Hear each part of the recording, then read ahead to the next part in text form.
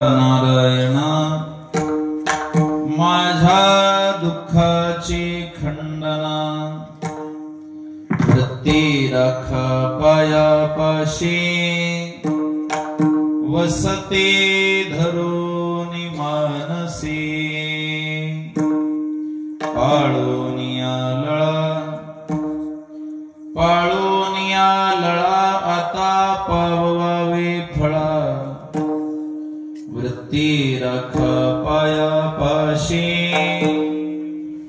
वसते धरून मानसी तुका म्हणे दीन त्यांचा हरती आशीन वृत्ती राखा पायापाशी वसती धरून मानसी पांडुरंगा करू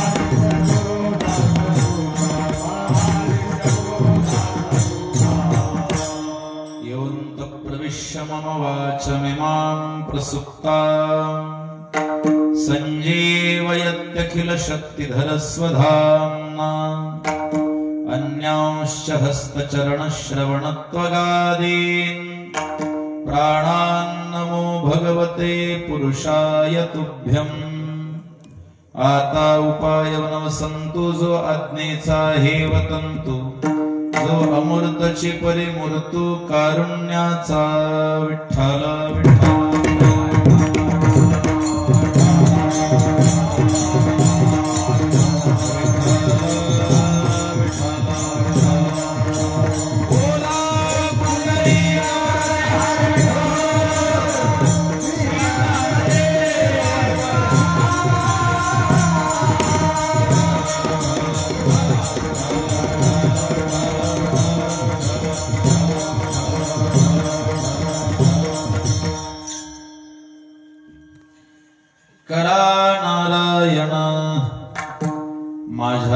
दुःखाची खंडना वृत्ती राखा पायापाशी वसती धरून मानसी संत श्रेष्ठ श्री जगद्गुरु जगद्वंदनीय श्रीमंत श्री तुकोबर यांचा हा अभंग आहे. अभंग 4 चरणांचा असून तुकोबर यांच्या अभंग गाथेतील आहे. वारकरी संप्रदायातील अत्यंत उत्कृष्ट असा हा अभंग कीर्तन रूपी सेवेकरता निवडलेला आहे. विठ्ठल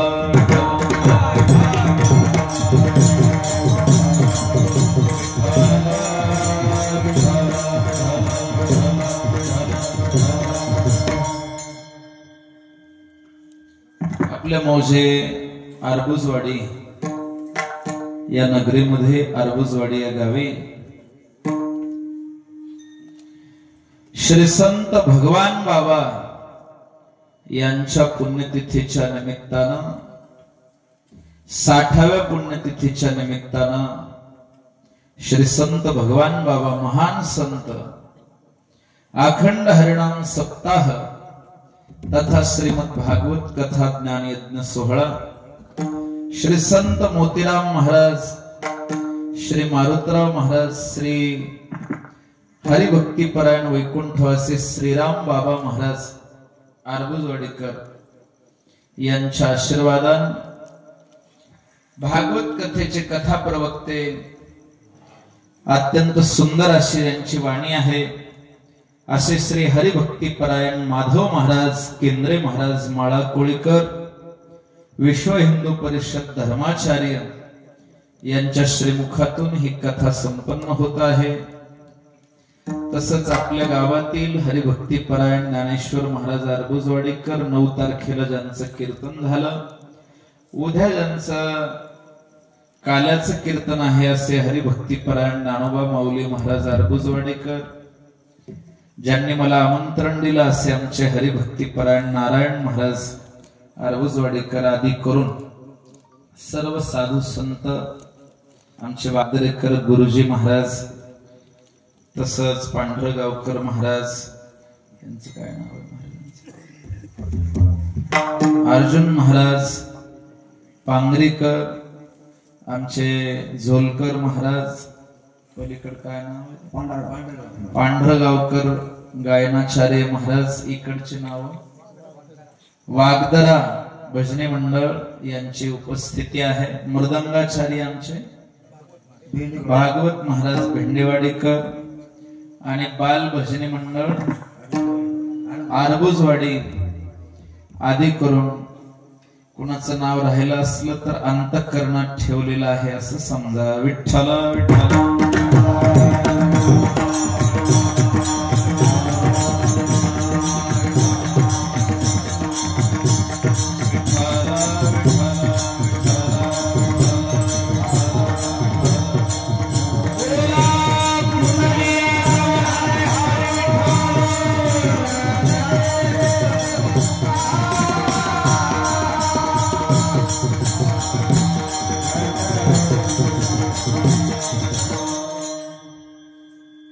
भाविक माय बापू, श्री संत भगवान बाबा महान साधू होते. भगवान पांडुरंगाचा त्यांना खूप मोठा कृपा प्रसाद प्राप्त होता आणि अशा महान साधूच्या पुण्यतिथीचा सोहळा आपल्या अर्बुजवाडी नगरीमध्ये संपन्न होतो. किती वर्ष?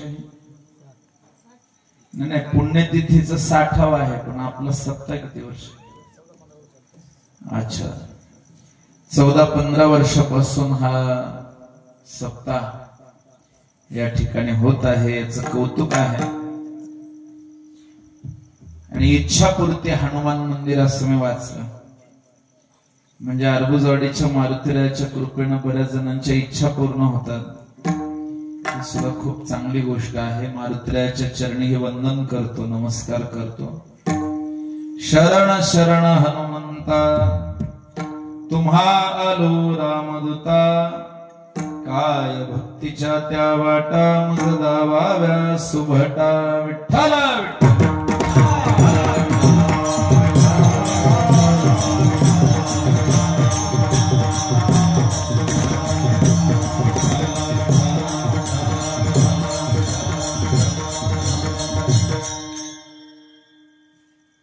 भाविक हो,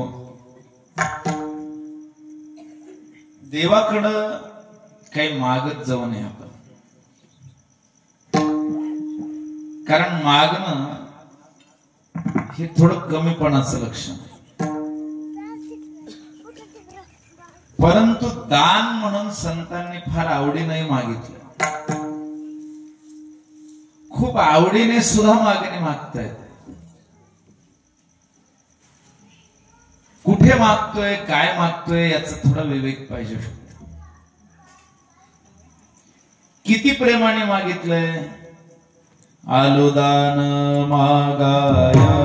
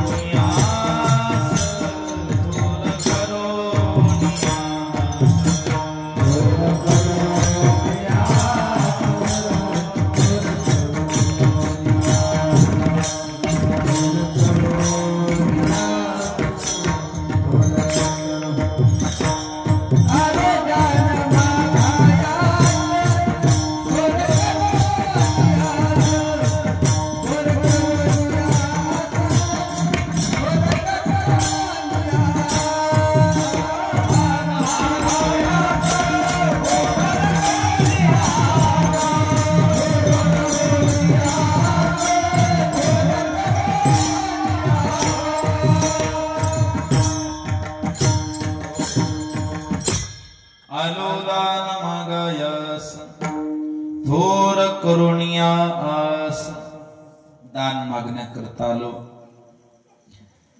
आणि भगवान पांडुरंगाकडे दान मागत असताना प्रेमाने मागायचं, कारण पांडुरंग आमचा मायबाप आहे. विठ्ठल बाप माय चुलता, विठ्ठल भगिन्यानी भ्राता, विठ्ठले विन चाड नाही गोता, तुका म्हणे आता नाही दुसरे. या दृष्टिकोनातून जर पाहिलं तर भगवंताचं जे स्वरूप आहे ते मायबापाचं स्वरूप आहे. आणि मायबापाकडे कसं मागावं तर अगदी लढिवाळपणाने. तुका म्हणे आम्ही मागावी लढिवाळी, पुरवावी आळी मायबापा, पुरवावी आळी मायबापा,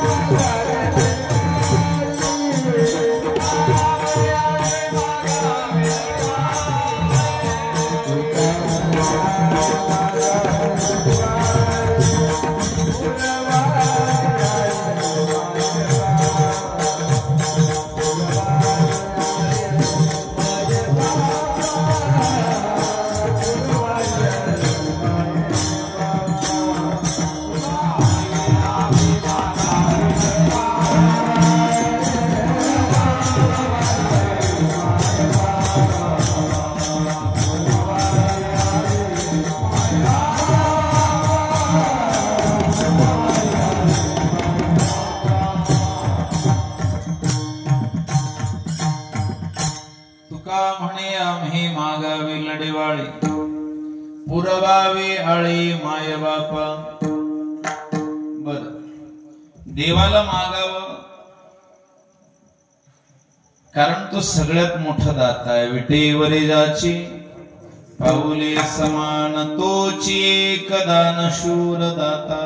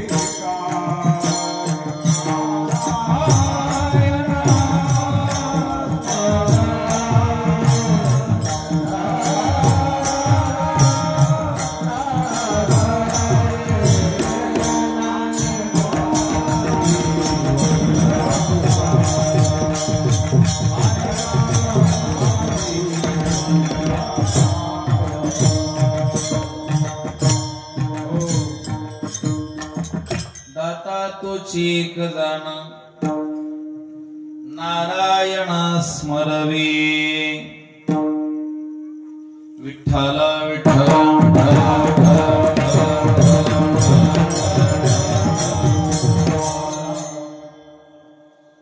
मग भगवंताकडे मागत असताना तुकोबराने असं म्हटलंय की देवा माझ्या दुःखाची खंडना करा.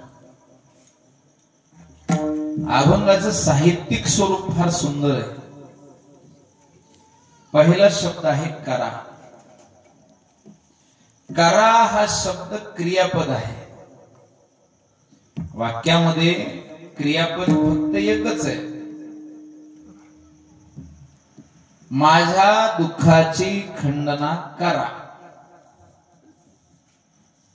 संबोधन कोणतं आहे? नारायणा. नारायण हा मूळ शब्द आहे. पण जेव्हा संबोधनात गेला तेव्हा नारायणा, हे नारायणा.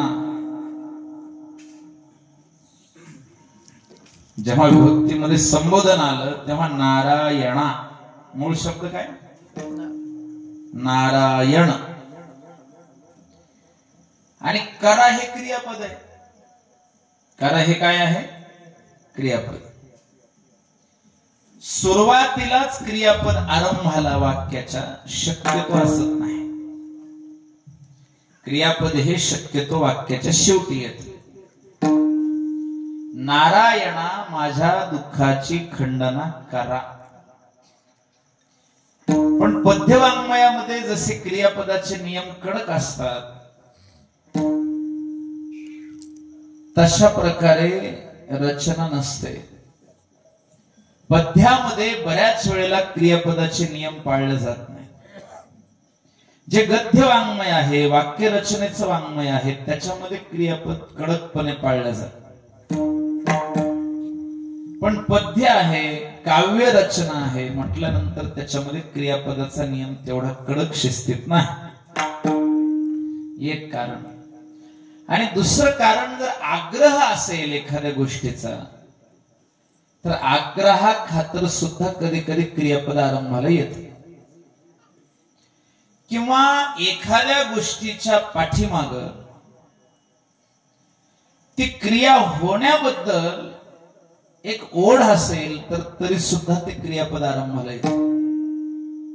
ओढ असावी लागते किंवा आग्रह असावा लागतो किंवा मग पद्यांशाच्या रचनेमध्ये सौंदर्य भरण्याकरता, रस भरण्याकरता जी काही निष्पत्ती लागते ते निष्पादन करण्याकरता कधी कधी क्रियापद वाक्याच्या आरंभी येतं. तसं ह्या अभंगाच्या आरंभिक क्रियापद पहिल्या वाक्यात पहिला शब्दच क्रियापदाने सुरू आहे. विठ्ठल विठ्ठल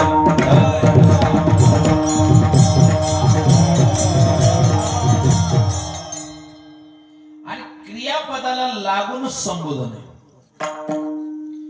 क्रियेचा कर्ता कोण आहे ते संबोधन आहे. करा नारायणा, हे नारायण संबोधन आलं. आधी क्रियापद आहे, मग संबोधन आहे. मग कर्म कुणावर घटित होणार आहे ते माझ्या. आणि कर्म आहे काय तर दुःखाची खंडना. वाक्य सकर्मक आहे का आकर्मक आहे तर त्याचं उत्तर आहे सकर्मक आहे. कारण दुःखाची काय होणार आहे तिथं? खंडना. झाले का? नाही, अपेक्षित आहे. आता करा हे जे क्रियापद आहे, कृक्रियते धातूपासून क्रिया शब्दाची जी निर्मिती आहे त्याच्यात करा शब्दाचा जर आपण थोडा बारकाईने विचार केला तर करा हे उभयार्थवाचक क्रियापद आहे. हे आज्ञार्थकही होऊ शकतं आणि विनंत्यर्थकही होऊ शकतं. करा. एखाद्या मालकाने आपल्या गड्याला आज्ञा केली एवढं काम करा, पण इथं ज्या नारायणाला विनंती करायची आहे तिथं आज्ञा करता येत नाही, तिथं विनंती करावी लागते. कारण समोर देव आहे. देवाला आज्ञा करता येते का विनंती? बोला.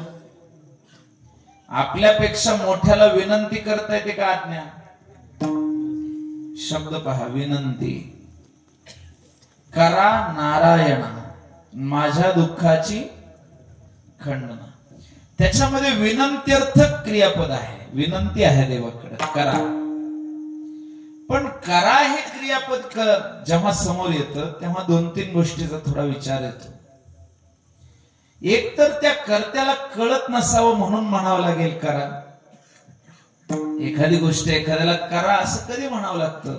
जेव्हा त्याला कळत नसेल. दुसरी गोष्ट अशी की समजा कळतही असलं तरी तो आळस करत असेल तर तेव्हा एक आपल्याला करा म्हणण्याची गरज आहे. किंवा कळतही आहे आणि आळसही करत नाही, परंतु त्याच्या कार्य करण्यामागे काहीतरी त्याला अडचण वाटते, काहीतरी समस्या वाटते, म्हणून तो अनुमान करतोय करू की न करू. तेव्हा एक आग्रह करण्यासाठी करा असं म्हणावं लागतं. करा कधी म्हणावं लागतं त्याचे 3 कारण आहेत. विठ्ठल विठ्ठल.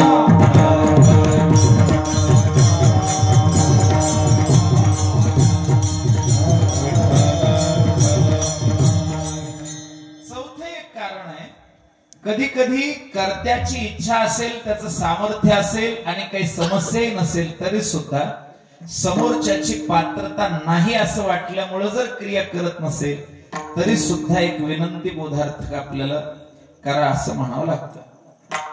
आता नापास होणाऱ्या विद्यार्थ्याला पास करा म्हणत असताना त्याच्यामध्ये फक्त आग्रह एवढीच भूमिका आहे, बाकी काय? कर्मा पासो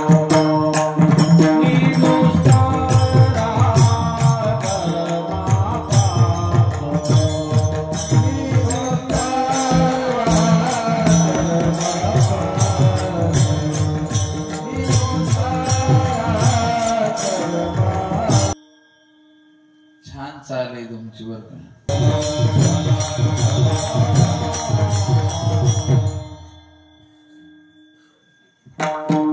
आता काय दुःख कशाला म्हणावं हा एक मोठा प्रश्न आहे. कोणालाही विचारा तुम्ही दुःखी आहात का, त्याचं सरळ उत्तर आहे हो. असा कोण आहे ज्याला काही दुःखच नाही सांगा मला. जगे सर्व सुखी असा कोण आहे, विचारे मना तू शोधून पाहे. काही ना काही दुःख आहे पाठीमाग. त्यातल्या त्यात मृत्यू लोकात तर सुख कुठून येईल म्हणा. मृत्यूलोकी सुखाची कहाणी ऐकी जेल कवनाची श्रवणी. कैचे सुख निद्रा अंतरुणी इंगळाच्या. विस्तवाच्या गादीवर जर शांत झोप लागणार असेल तर मृत्यू लोकात सुखाच्या कहाण्या घडल्या जाते. इथे दुःख निश्चित आहे. दुःखालयम अशाश्वतम. गीतेमध्ये भगवान म्हणतात हे काय आहे, दुःखाचा आलय आहे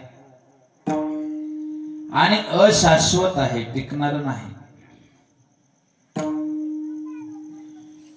का दुःख आहे एवढं जगामध्ये?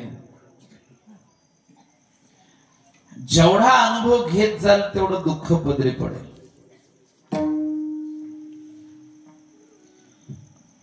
प्रपंचामध्ये जितकी खोली, जेवढं खोल उतरत जाल दुःख तेवढं वाढत जाणार आहे. जेवढा आसक्तीचा भाव, जेवढा मोह धारण कराल तेवढं दुःख वाढत जात. हे दुःख आहे का? एखादी वस्तू आहे का दुःख? म्हणजे पदार्थ आहे का? मनाला प्रतिकूल वाटणाऱ्या गोष्टी घडणं म्हणजे दुःख आहे. मनाच्या विरुद्ध काहीतरी घडणं म्हणजे दुःख. दुःख म्हणजे वेगळं काही नाही. दुःख व्हावं असं कुणालाही वाटत नाही. मग जसे दुःख व्हावे ऐसा कोणी भाविना जीवे. पण दुःख झाल्याशिवाय राहत नाही. सुख संपावं असं कधी वाटत नाही, पण सुख लवकर संपत आणि दुःख लवकर संपतच नाही. सापेक्षतावादाचा एक सिद्धांत आहे बरं का.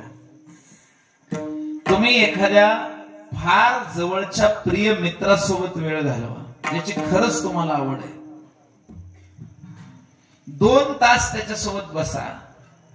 2 तास कधी निघून गेले हे सुद्धा कळणार नाही.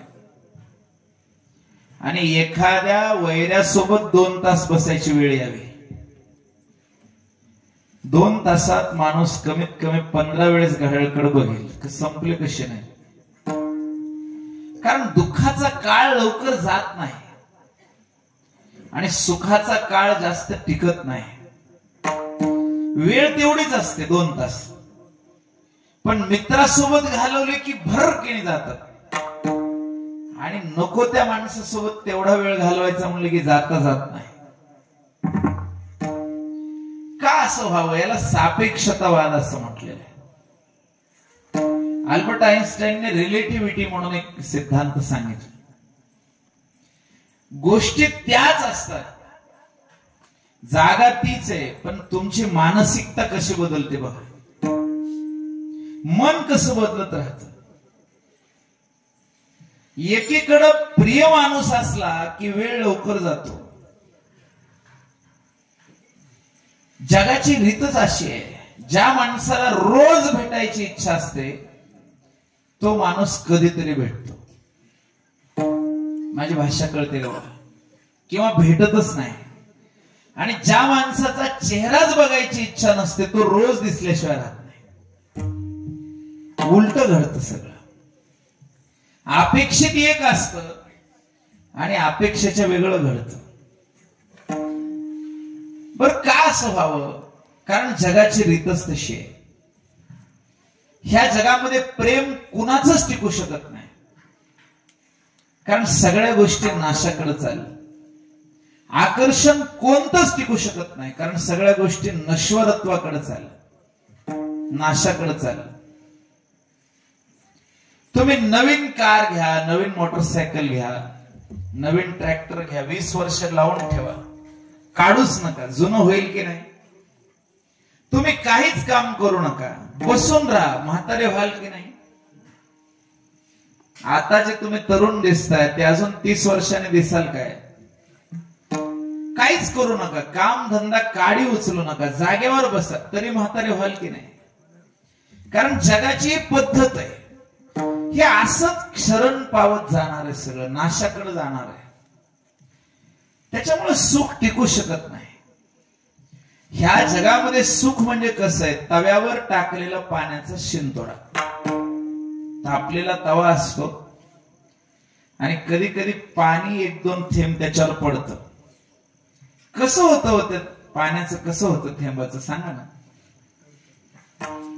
अहो, पाणी पडल्याबरोबर ते जिरायला सुरू.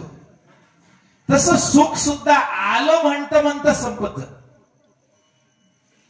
आहे म्हणता संपत सुख.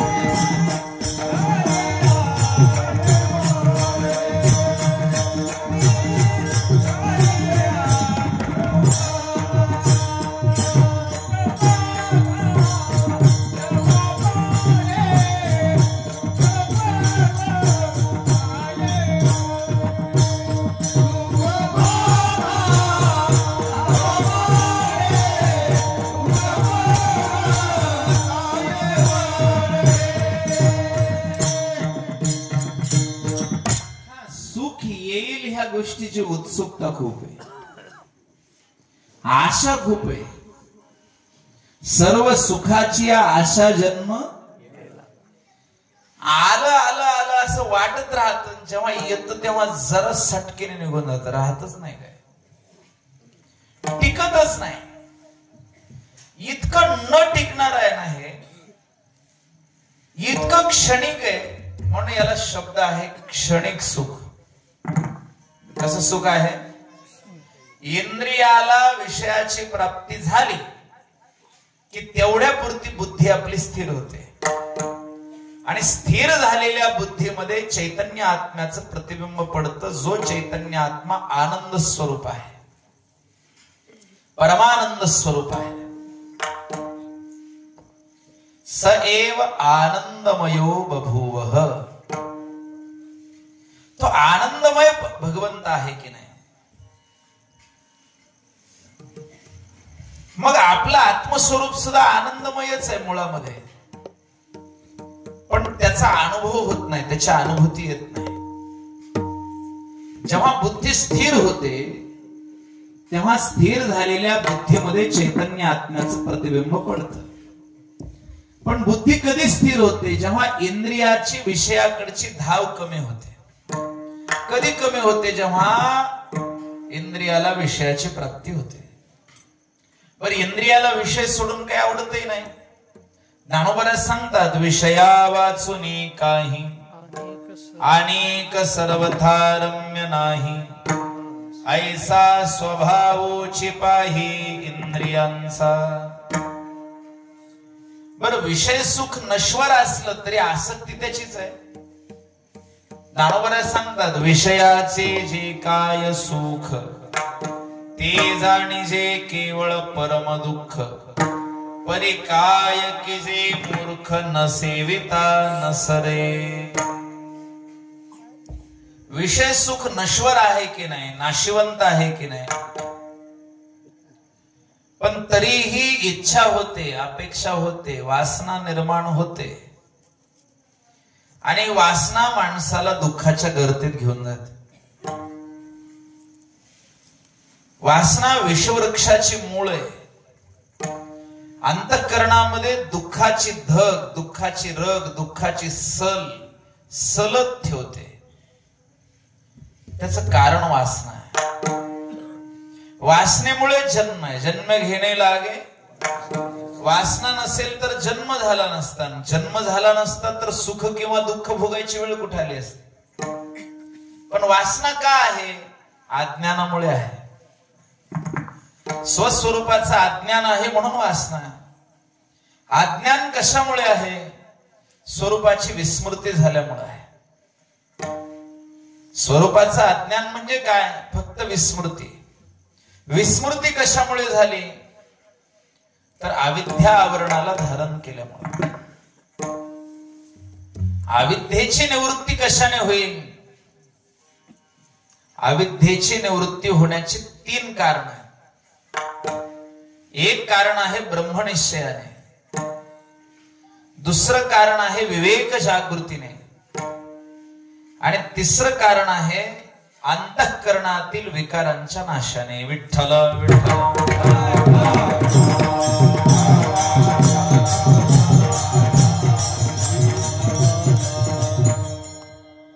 विकारांचा नाश हा भाग थोडा बाजूला ठेवा, पण 2 गोष्टीचा विचार मात्र करण्यासारखा आहे.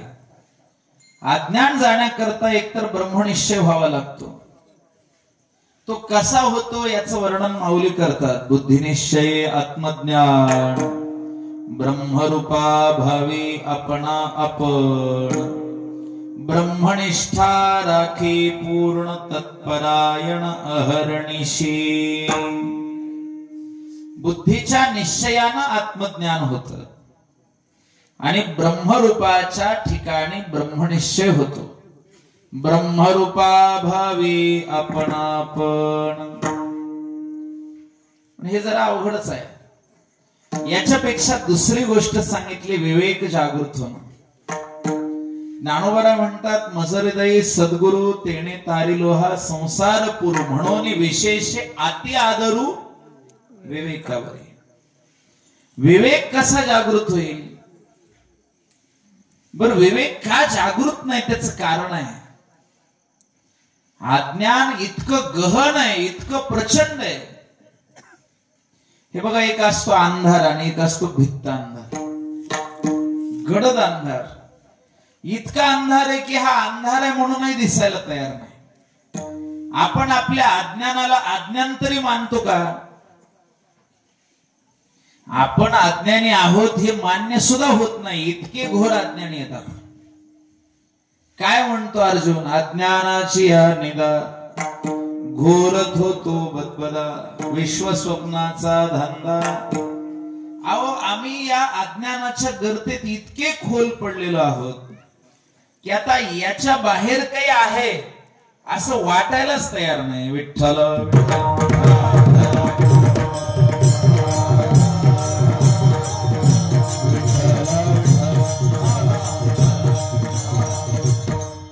एका बेडकाने एका विहिरीत राहायचं ठरवलं. विहीर होती खूपच खोल, 15 परस. परस कळतं ना? पुरुष म्हणा हवं तर. असा माणूस सरळ उभा राहायला हात वर करून की याला म्हणतात एक परस. खेड्यातली भाषा आहे, ग्रामीण भाषा आहे. साधारण 7 फुटाच्या आसपास, 15 दर्श म्हणजे 105 फूट खोल विहीर. त्याच्यात होता बेडूक. आता त्या बेडकाला वर निघायचं म्हणलं तरी आयुष्य पुरणार नाही. त्याच्या दृष्टीनं ती जी विहीर आहे तेच सगळं जग आहे. त्याला कूपमंडूक न्याय असं म्हटलेलं आहे. त्याच्या दृष्टीनं जग म्हणजे एवढंच आहे. तसं अज्ञान इतकं दृढतर आहे की ते काही केलं जात नाही. अज्ञान घालवण्याचे उपाय काय आहेत? त्याच्यामध्ये संत संगती आहे, श्रवण आहे. आता आपण ऐकतो, ह्याच्यामुळे अज्ञानाचा नाश होतो. सद्गुरु द्वारा महावाक्याचा उपदेश आहे. सद्गुरु 4 प्रकारचे महावाक्य सांगतात. तत्वमसी, अयमात्मा ब्रह्म, अहम ब्रह्माहमस्मी आणि प्रज्ञानम ब्रह्म. 4 महावाक्याचा उपदेश श्रवण केल्यानंतर अज्ञान निवृत्ती होते, ब्रह्मनिश्चय होतो, विवेक जागृत होतो असं म्हणतात. पण ही सगळी प्रक्रिया जरा कठीण आहे. कधी ब्रह्मज्ञान व्हावं, कधी वासनेचा विलय व्हावा. त्याच्यापेक्षा संतांनी देवाला विनंती केली, देवा तुम्ही कृपा करा आणि आमचं जे दुःख आहे ना ते दुःख खंडित करून टाका. देवानेही करायचं म्हटलं तरी पद्धत हीच आहे. हे बघा, देवाने दुःख घालवलं म्हणजे काहीतरी जादूटोना करून घालवलं असं नाहीये. दुःख तेव्हाच जाईल जेव्हा वासनेची निवृत्ती होईल, अज्ञानाची निवृत्ती होईल. पण हे अज्ञान आमच्या साधनेने घालवायचं म्हटलं की अवघड जातं. आणि देवाच्या कृपेने जर हे जायचं म्हटलं तर ते सोपं आहे. अज्ञान जावं वाटणं गरजेचं आहे. वासनेची निवृत्ती व्हावी वाटणं गरजेचं आहे. त्याच्यासाठी देवाला प्रार्थना कर, आम्ही करतच नाही प्रार्थना. वासनेची पूर्ती व्हावी म्हणून प्रार्थना करतो, पण वासना निवृत्त व्हावी कोण म्हणतो? देवा माझ्या ठिकाणी इच्छा अपेक्षा कामना येऊच नाही असं कोण म्हणतं? आलेल्या पूर्वा फक्त. आलेल्या गोष्टी आम्हाला ज्या मनात आल्यात त्या गोष्टी होऊ द्या, येऊच देऊ नका असं कोण म्हणतं? असा कोणी आहे का देवाला म्हणणारा की काही इच्छाच नाही, इच्छा नकोच येऊ देऊ? महाराजांनी तसं म्हटलंय, तेथे दुष्चित्त झनी जडो देसे ब्रह्मादिक पदे दुःखाची. नको आम्हाला ब्रह्मदेवाचं पद, नको इंद्रदेवाचं पद. हे विवेकीचं लक्षण आहे. तुका म्हणे त्याचे कळले आम्हा वर्म, जे जे कर्म धर्म नश्वर गोष्टी आहेत मला नको. आणि दुःख हे अविनाशीमुळे कधीच होत नाही, नाशिवंत गोष्टीमुळेच दुःख आहे. जेवढ्या नश्वर गोष्टी आहेत ना त्याच्यामुळेच दुःख आहे, दुसरं काही कारण नाही दुःखाचं. विठ्ठल विठ्ठल.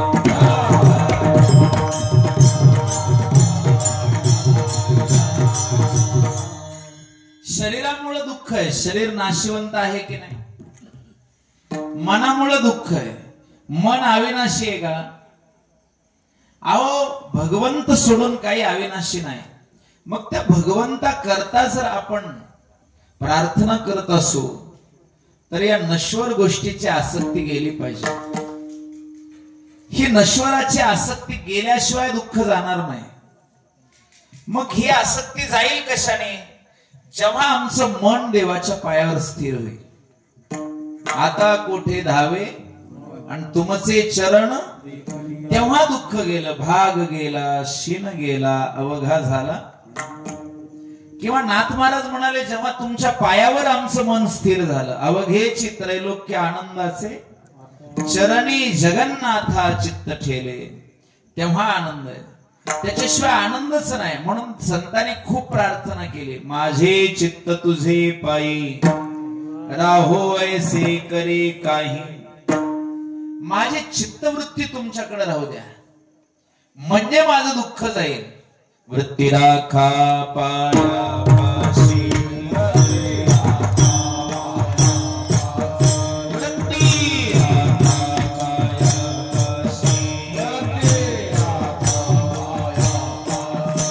वसती धरोनी मानसी, वसती धरोनी मानसी, वसती धरोनी मानसी.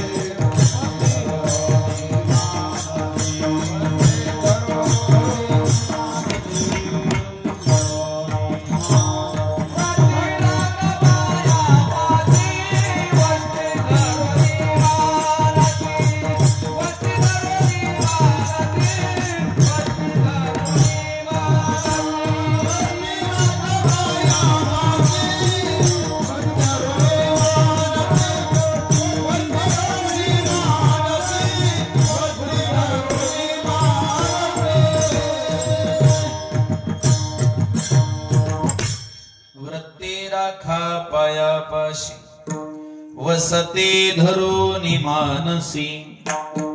आमची वृत्ती तुमच्या पायाजवळ राहू द्या देवा, कारण ही वृत्तीच आहे जी आम्हाला दुःखात घेऊन जाते. लक्षात आलं का बघा, जेव्हा वृत्तीचा विलय होतो तेव्हा काय अवस्था आहे. तुका म्हणे मग नये वृत्तीवरी, पुढं काय, सुखाचे शेजारी. म्हणजे कळलं का अर्थ, वृत्ती जर नसेल तरच सुखाचे शेजारी पहुडे.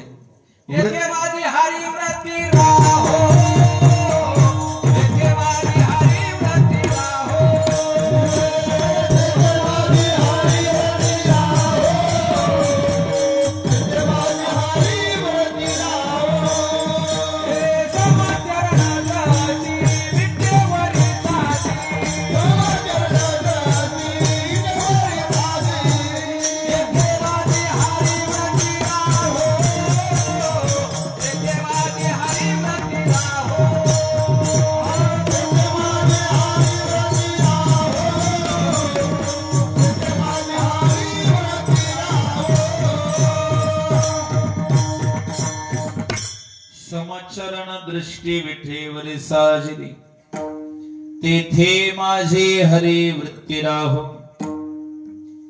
वृत्तीवर आलं ना की मग प्रपंच येतो. प्रपंच सापेक्षात वृत्ती असते.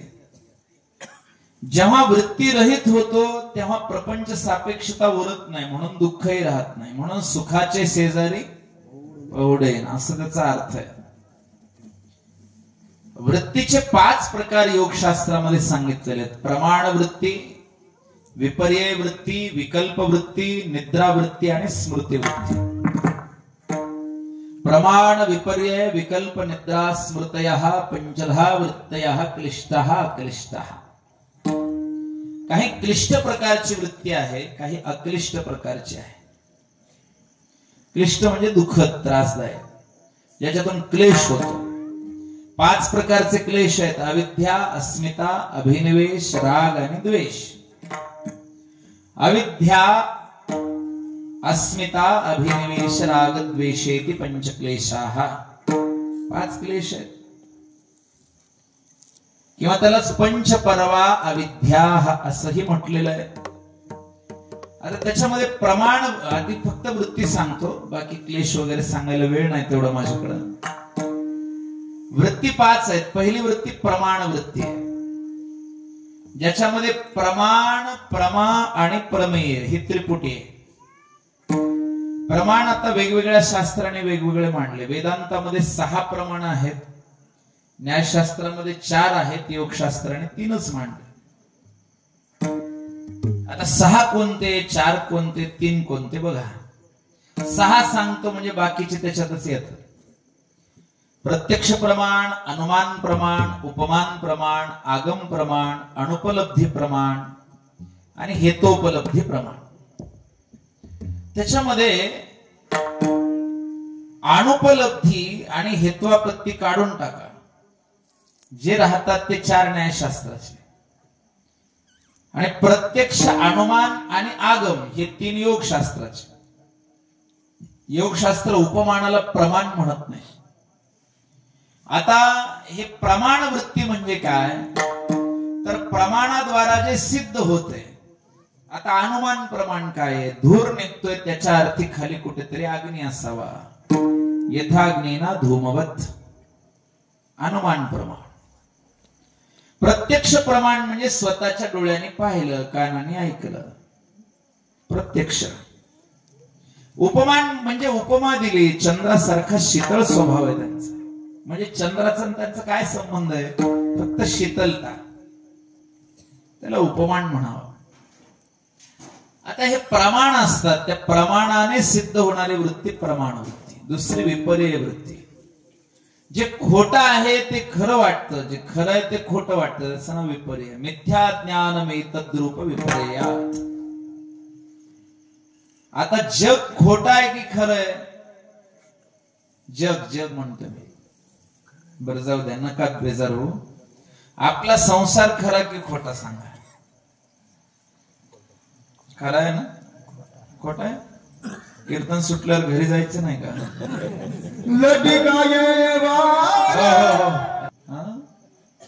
खरा आहे ना? आहे खोटा पण वाटतो खरा. देव खरा की खोटा?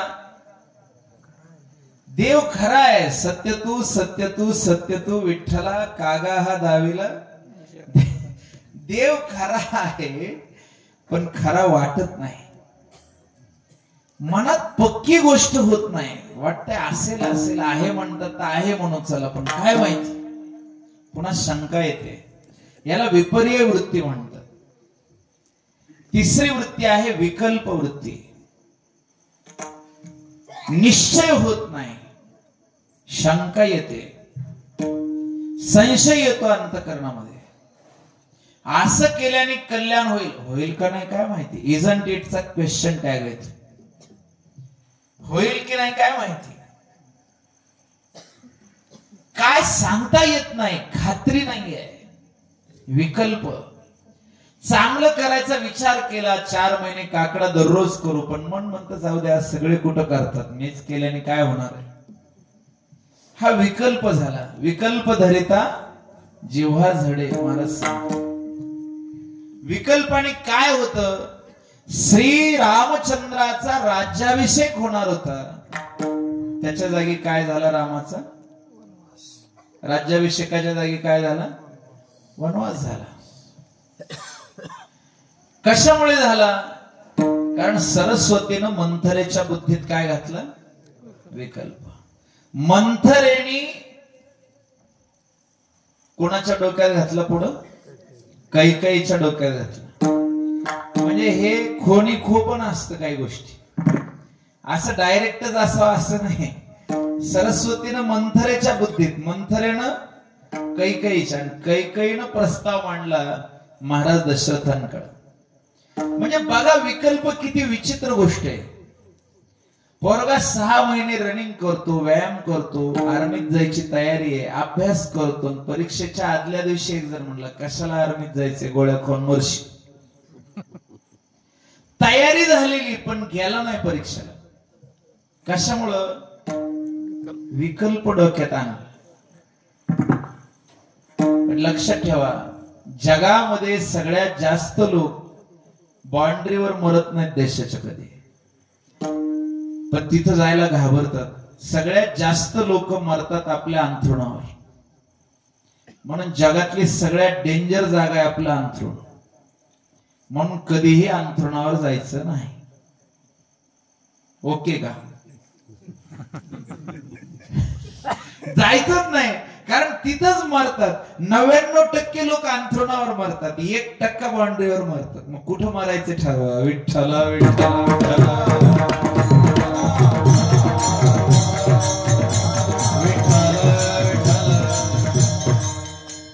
आओ लक्षात ठेवा, नाही तिथं विकल्प उभा राहतो. देशाच्या सेवेत जाणारा पोरगा पण बिथरला, घाबरला. मानसिक शक्तीचं जेव्हा खच्चीकरण होतं ना, मनोबल जेव्हा खचतं, तेव्हा माणसाला पुन्हा उभारी घेता येत नाही. सगळ्यात मोठी ताकद मनाची आहे तुमच्या. पण मनाचं जेव्हा खच्चीकरण केलं जातं ना, तेव्हा माणूस उरतच नाही कुठलाच. मानसिक शक्ती अफाट आणि प्रगाढ असते, पण जेव्हा मनोबल नष्ट होतं तेव्हा उठता येत नाही जात. मनोबल असेल तर शरीरातला रोगही जातो, आणि मानसिक शक्ती जर संपली तर नसलेले रोग अंगात येतात. विठ्ठला विठ्ठला.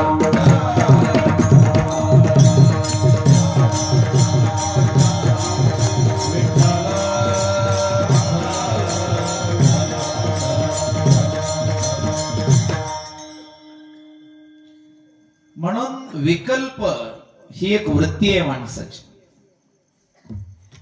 कथा ऐकायला बसा, कीर्तन ऐकायला बसा, वाटतं वेळ चालला, विकल्प येतो. चौथी वृत्ती आहे निद्रा वृत्ती. निद्रा कशाला म्हणायचं, निद्रा कशाला म्हणायचं. समजा मी 12च्या पुढे जर कीर्तन घातलंच तर तुम्हाला काय येऊ शकते, हा येईल की नाही? निद्रा म्हणजे काय? झोप. पण त्याची व्याख्या फार विशेष आहे. अभाव प्रत्ययालंबना वृत्तिर्निद्रा.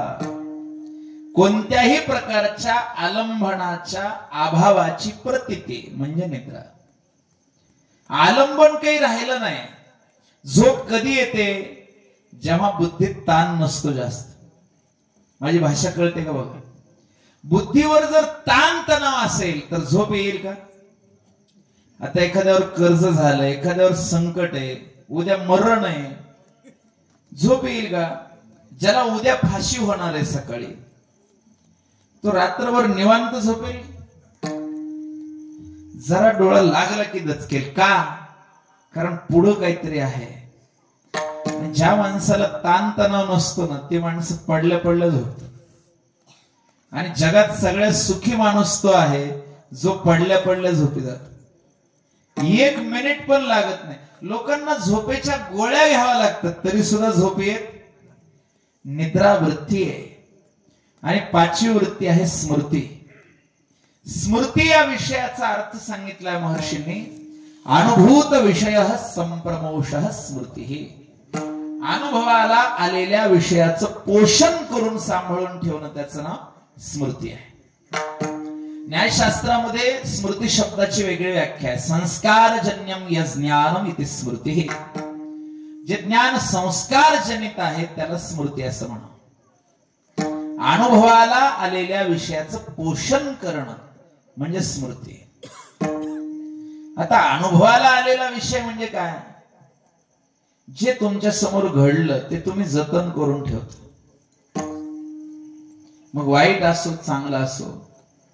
एखाद्या वर्षी शेतात चांगलं पीक निघालं, डोक्यात राहतं की नाही चांगलं होतं. एखादा बैल चांगला लागला, आठवण राहते की नाही त्याची. आणि एखादा बैल आणल्याबरोबर त्याने तुम्हाला ढकलून दिलं, त्याची आठवण राहते. याचं नाव स्मृती आहे. चांगलंही आठवतं, वाईट सुद्धा आठवतं, त्याचं नाव स्मृती आहे. ही स्मृती काय असते?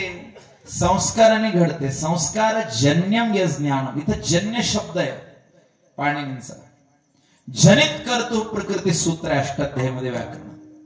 जन्य जनक भाव आला की ते प्राकृतिक आलं. मग पण योग शास्त्रामध्ये अनुभूत विषय संप्रमोष स्मृती म्हटलंय. अनुभवाला आलेल्या विषयाचं पोषण. अनुभूती. अनुभूती हा विषय जरा पुढचा आहे. संभूती जेने संभवे विश्रांती जेथ विसवे अनुभूती ही अनुभवे अनुभवाजया 18व्या अध्यायात सांगितलं. अनुभव काय? अनुभूती. म्हणून योग शास्त्रातली योगातली स्मृती वेगळी, योगीची स्मृती वेगळी, आपली वेगळी. आपल्या डोक्यात नको त्या गोष्टी जास्त राहतात आणि योगी महात्म्यांच्या डोक्यात आवश्यक तेवढंच राहतं. नको ते आपोआपच बुद्धी टाळते. जसं ज्ञानोबा म्हणतात ना का, साचची करचरणी होती डोळे. जे नको आहे ते आपोआप टळल्या जातं त्यांच्या स्मृतीत. 5 वृत्ती झाल्या. कोणत्या कोणत्या? प्रमाण, विपर्यय, विकल्प, निद्रा आणि स्मृती. ह्या 5ही वृत्ती तुमच्या पायाजवळ ठेवा. प्रमाणातूनही माझी वृत्ती तुमच्याकडे राहावी. विकल्प आला तरी माझी वृत्ती तुमच्या पायावरच राहावी. विपर्यय झाला तरी जगाबद्दल व्हावा, तुमच्या पायाबद्दल होऊ नये. निद्रा आली तरी निद्रेतही तुमच्या पायावरच राहावं. पांडुरंग ध्यानी पांडुरंग म्हणी जागृती स्वप्नी. आणि स्मृतीत म्हणजे आमच्या आठवणीत सुद्धा तुमचे पायच राहावेत, दुसरं काही राहू नये. स्मरणात सुद्धा, आठवणीत सुद्धा काय आठवावं? चित्ती तुझे पाय आठवावे आणि ह्या पायाची स्मृती राहावी, दुसरं काही राहू नये. आता हे झालं योग शास्त्रामध्ये. तर त्याच्यात जे योगाचं भाष्य आहे, जे वेदव्यासांनी केलं ते व्यासांनी 5 वृत्ती थोड्या वेगळ्या सांगितल्यात. मूढ वृत्ती, क्षिप्त वृत्ती, विक्षिप्त वृत्ती, एकाग्र वृत्ती आणि निरोध वृत्ती. तुम्ही म्हणाला असे किती प्रकार सांगू शकता? तुम्हाला झोप येऊपर्यंत. विठ्ठल विठ्ठल विठ्ठल.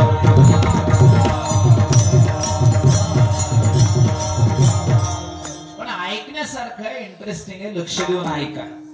पुन्हा पुन्हा ऐकायला मिळेल असंही गृहीत धरू नका. मलाही आता आठवले म्हणून बोलतोय, पुन्हा आठवेल याची काही शाश्वती नाही. कारण की एक विषय एकदा झाला की तो परत चिंतनात येईल असं काही शक्यतो होत नाही. मूळ वृत्ती कशाला म्हणावं? जी तमोगुणाच्या अधिष्ठानावर अधिष्ठित आहे, अर्थात तमोगुणाची जी लक्षणं आहेत त्या मूळ वृत्तीमध्ये दिसतात. जसं आळस आहे, प्रमाद आहे. काही माणसं आळशी असतात.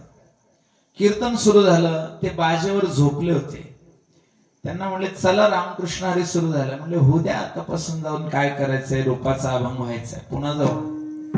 झालं सुरू. रूप पाहता लोचनी सुख झाले ओ साजनी, तुहा विठ्ठल बरवा. झाली रूप नाही हो, ते अभंग काय निवांत घेतात. अभंग झाल्यावर जो अभंग झाला म्हणजे चला, नाही आता चालीवाले तर इतकं लांब येते काय राव, पुन्हा जाऊ. त्यांचा आन ऊ जाऊ दे एकदा हो. झालं म्हणले चाल, चला आता. ते म्हणले चाल झाली हो, पण महाराज आता गावकरी मंडळ अरबुजवाडी ह्याच्यात 10 मिनिटं घालते, पुन्हा जाऊ. गावकरी मंडळ झालं म्हणले काय अभंगाचं सांगायचं, अजून काही दृष्टांतात आलं नाही, पुन्हा जाऊ. सिद्धांत दृष्टांत सगळं झालं, विठोबा रुक्माई झालं. म्हणले चला आता अर्ध झालंय, थोडंच राहिले, इथूनच ऐकू. ज्ञानेश्वर माऊली झालं. म्हणले चला की, नाही आता. जय विठ्ठल झालं, चला ना, नाही म्हणले. आरती झाली, एकदा ज्ञानदेव तुकाराम झालं की येऊन पंक्तीला बसते, पुन्हा आळस करीत नाही. आळशी लोकांची सवयच विचित्र आहे. काही प्रमादी असतात, कळत नाही असं नाही, आळस आहे असंही नाही, पण मुद्दाम चुकवतात, टाळतात. हे तमोगुणाचे लक्षण आहे. आलस्य प्रमाद मोहात.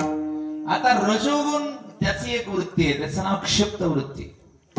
क्षिप्त वृत्तीचं अधिष्ठान रजोगुण. रजोगुणाचे काय लक्षण आहेत? काम वासनेची अत्याधिकता, क्रोधाची अतिशयता. कामयेष क्रोधयेष रजोगुण समुद्भवा, महाशनो महापाप्मा विद्येन मेह वैरिणम. आहे ते चालायचं जातं. क्षिप्त वृत्ती. तिसरी वृत्ती आहे विक्षिप्त वृत्ती. त्याच्यामध्ये रजोगुण आणि तमोगुणाचं मिश्रण आहे. रजोगुणही आहे आणि तमोगुणही आहे. आळस आहे, प्रमाद आहे, काम आहे, क्रोध आहे, सगळंच आहे त्याच्याकडे. म्हणजे एखादा माणूस फारच बिघडला ना, तर आपण व्यवहारात म्हणतो काय विक्षिप्त माणूस आहे हा. म्हणतो की नाही म्हणत सांगा, काय विक्षिप्त माणूस आहे हा. विक्षिप्त म्हणजे काय? ज्याच्याकडे अति चंचलता झाली, ज्याच्याकडे सगळेच विकार आले, त्याचं नाव विक्षिप्त आहे. विठ्ठल विठ्ठल.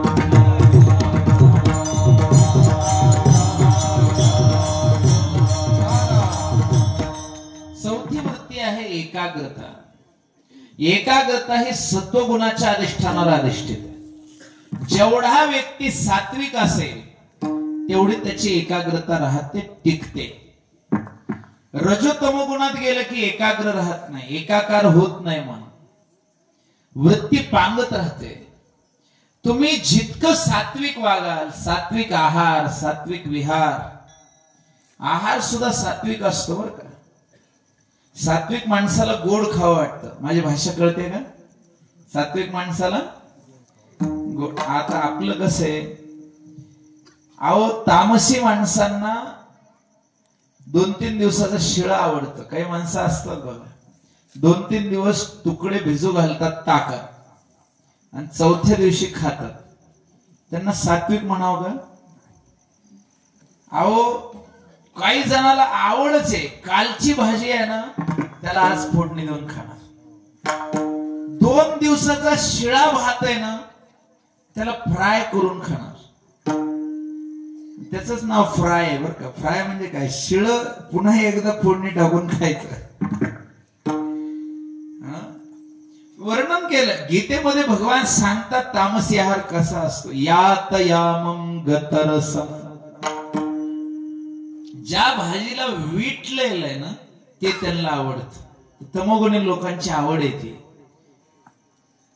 8 दिवसाची नुकती पडलेली जुनी, हा ही आवडेल त्यांना. 8 दिवसाची. 15.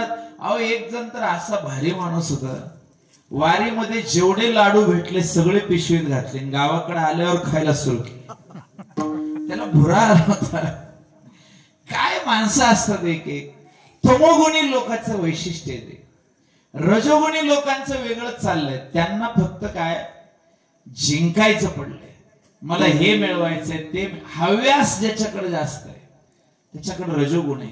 पण सत्वगुणी माणसाचं असं नाहीये. तो अल्पाहार घेईल, शुद्ध आहार घेईल, आणि आहार घेत असताना त्याच्याकडं आहार औषधी म्हणून घेईल. माझी भाषा कळते का? आहार किती असावे? औषधी. ज्या आहाराने आळस येणार नाही, ज्या आहाराने आळस येणार नाही. बरं का, आज भोगी आहे ना. भाजी कशाची खाल्ली तुम्ही? विठ्ठल विठ्ठल विठ्ठल.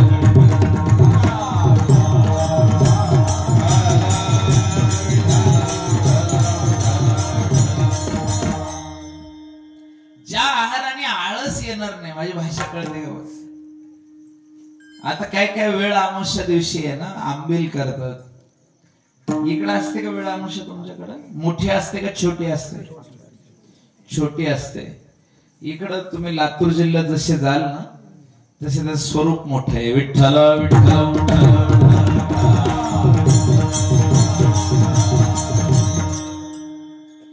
एकाग्रता कुणाची वाढली? जे लोक सात्विक आहेत.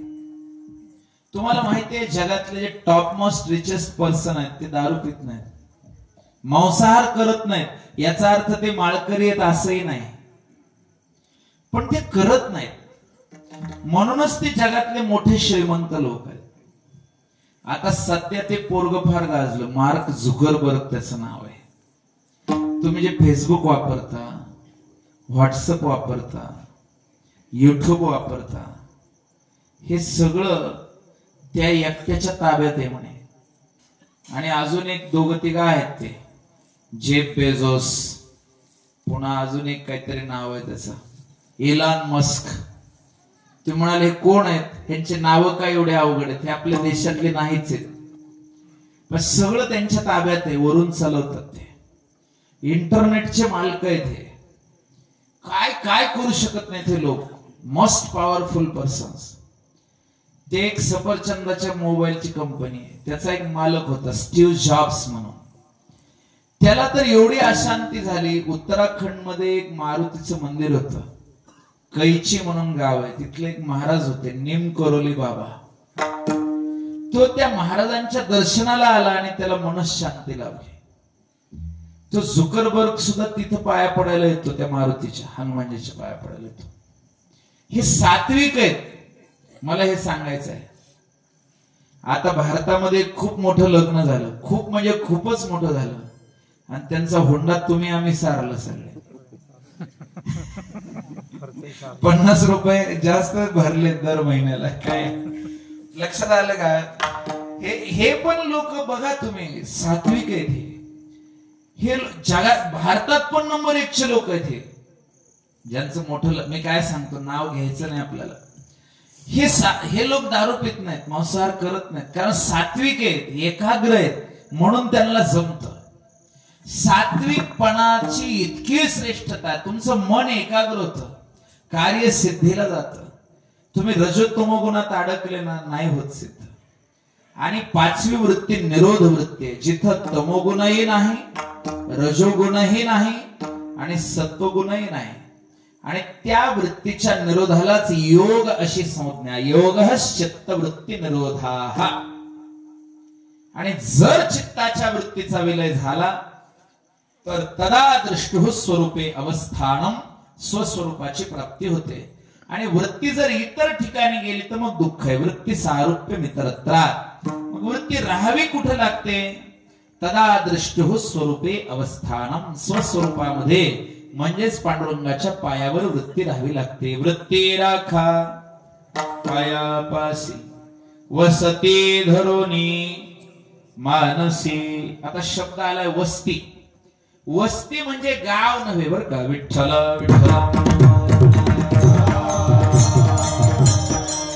वस्ती म्हणजे गाव नाही, गाव वेगळं. जिथं कमीत कमी 10 पिढ्या तरी राहिल्यात त्याचं नाव काय? राजधानी वेगळी, जिथं 100 पिढ्या राहिल्यात त्याचं नाव राजधानी. मोठं आहे ते, मोठे शहर आहेत ते. महाराष्ट्राची राजधानी कोणती? कर्नाटकची बघा कशी पाठ आहे. चेन्नई कुठली राजधानी आहे? आंध्राची कोणची आहे? आंध्राची कोणती आहे? तेलंगणाची हैदराबाद म्हणजे भाग्यनगरात. बघा किती अवघड आहे हे. राजधानी म्हणजे तिथे 100 पिढ्या गेल्या आहे की नाही. भारताची राजधानी दिल्ली. आपल्या घरची राजधानी घरी पण एक राजधानी असते हो. आपली अलमारी आपली राजधानी आहे. जाऊ दे काय करायचं. मी सांगतो काय, गाव कशाला, जिथं 10 पिढ्या तरी राहिल्यात त्याचं नाव काय? पण वस्ती नाही, गाव आहे. वस्ती कुठं असते? जिथं गाव नाहीये, आता नवीन जाऊन राहिले त्याचं नाव. एखाद्याने शेतामध्ये 4-5 जण होते, त्यांचं शेत तिकडं आहे. त्यांनी काय केलं की बाबा गाव लांब पडतं, त्याच्यापेक्षा आपण काहीतरी विहीर घेऊ, बोर घेऊ, इथंच पाणी करू, इथंच घर बांधू. राहिले 4-5 जण राहिले, त्याचं नाव काय झालं? गाव नाही, त्याचं नाव. तसं देवा तुम्ही वस्ती धरून राहा, कारण आमच्या मनात तुम्ही नाही, आमच्या मनात संसार आहे. इमानदारीनं सांगा, आमच्या मनात काय आहे? संसार आहे. पण देवा असं करा, आमच्या मनात तुम्ही येऊन राहा. वसते धरोनी मानसी, मनामध्ये वस्ती धरून राहा.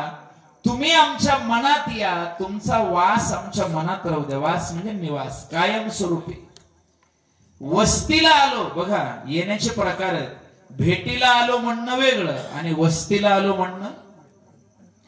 आता भेटीला आलो, एखादे महाराज आले सप्त्याला, 8 दिवस राहिले, 8 दिवस झाले निघाले. वस्तीला आले का भेटीला?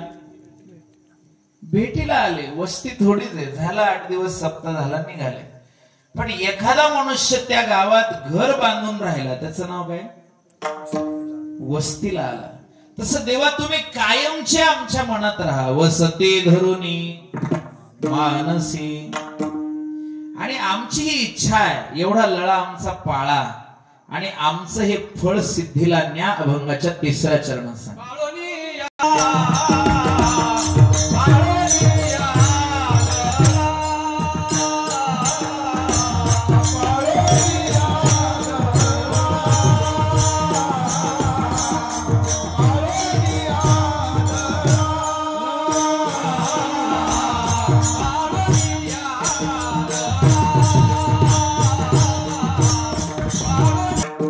आता पाववावे फळा, फळाला प्राप्त होईपर्यंत कृपा करा आणि एवढा लळा पाळा. लळा, ळ या अक्षरावर यमक जुळवणं तितकं सोपं नाही बरं का.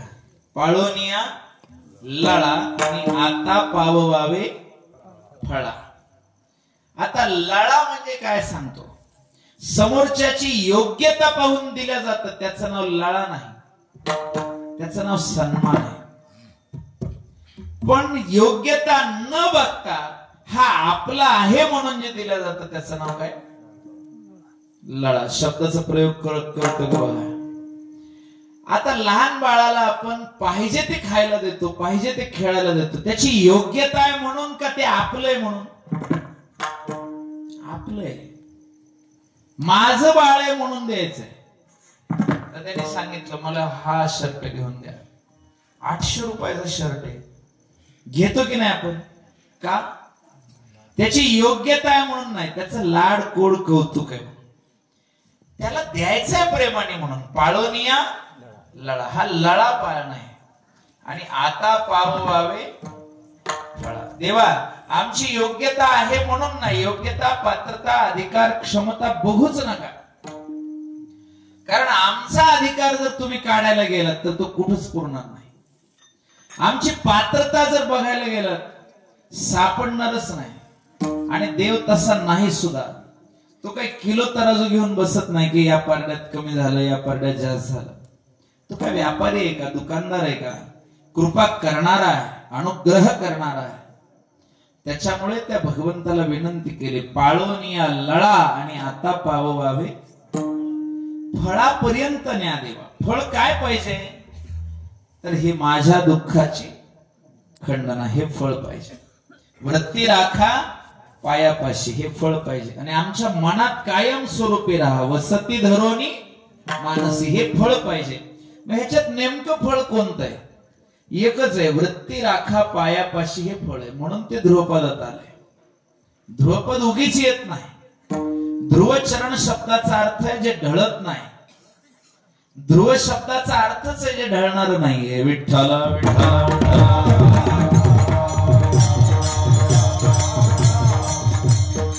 मग पांडुरंगाने सांगितलं, तुकाराम महाराज मगापासून ऐकतोय की देवा आमची वृत्ती तुमच्या पायाजवळ ठेवा, आमचं मन तुमच्या पायावर स्थिर करा, असं करा तसं करा, दुःखाचे. एवढं जर तुम्हाला कळतच आहे तर तुमचे तुम्ही करा ना. महाराज म्हणले देवा त्याचं असं आहे, आमच्या आम्ही केलं असतं पण आम्ही कलियुगातले जीव. युग कोणतं सुरू आहे? कलियुग. पुन्हा आम्ही काय ज्ञानी लोक नाही, अज्ञानी जीव. विषय ओढे भुलले जीव, आता याची कोण करील कीव. न उपजे नारायणी भाव, पाहुनी ठाव नरदेह. आम्ही अज्ञानी लोक, कलियुगातले जीव जंतू साधारण. आमच्याच्याने काय होणार आहे देवा? आम्ही दिनहीन आहोत. काय अवघ्या वाटा झाल्या क्षीण, कली न घडे साधन. त्याच्यामुळे आमच्याच्याने काही करणं होईल असं नाहीये, पण तुमची कीर्ती श्रेष्ठ आहे. तुम्ही कृपा केल्यावर आमचं काहीतरी होईल. तुका म्हणे आता आपुल्या सायासे आम्हा जगदिशे. म्हणून देवाला प्रार्थना, तुका म्हणे देन, तुका म्हणे देन, तुका म्हणे देन, तुका म्हणे देन, तुका म्हणे देन, तुका म्हणे देन, तुका